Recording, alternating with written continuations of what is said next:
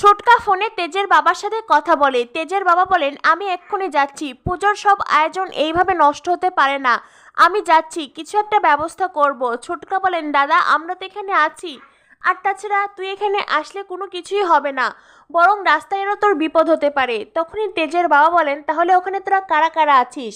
ছোটকা বলেন, এই তো আমি, সমুদ্র, তেজ আর সুধা। সুধার কথা শুনে তেজের বাবা অবাক হয়ে যান।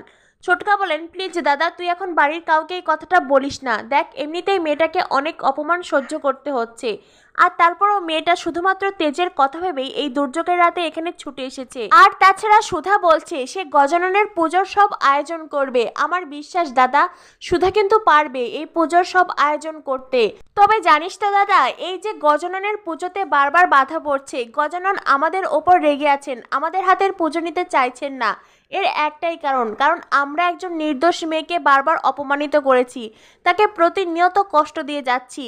এই কথা বলে ছোটকা ফোন রেখে দেন। তেজের বাবা মনে মনে ভাবতে থাকেন, এত কিছুর পরেও বড় বৌমা ছুটে গেল পুজোর আয়োজন করতে। এদিকে সুধা তেজকে বোঝাতে থাকে, মিস্টার বসু মল্লিক আপনি কেন এইভাবে কথা বলছেন, কেন হেরে যাওয়া মানুষদের মতন কথা বলছেন? তেজ বলে, কারণ আমি হেরে গেছি সুধা, আমি কিচ্ছু ঠিকঠাক রাখতে পারিনি। সুধা বলে, না মিস্টার বসু মল্লিক, চেষ্টা করার আগে কিছুতেই হার স্বীকার করতে নেই।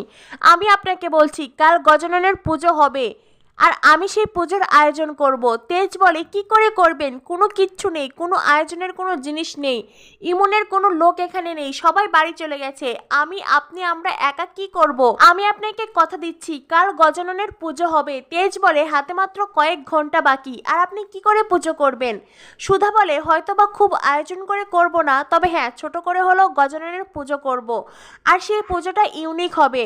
তেজ বলে, সুধা আপনার মাথার ঠিক নেই, গজাননের মূর্তিটা যেখানে ভেঙে গেছে সেখানে আপনি কি করে এত রাতে গজানন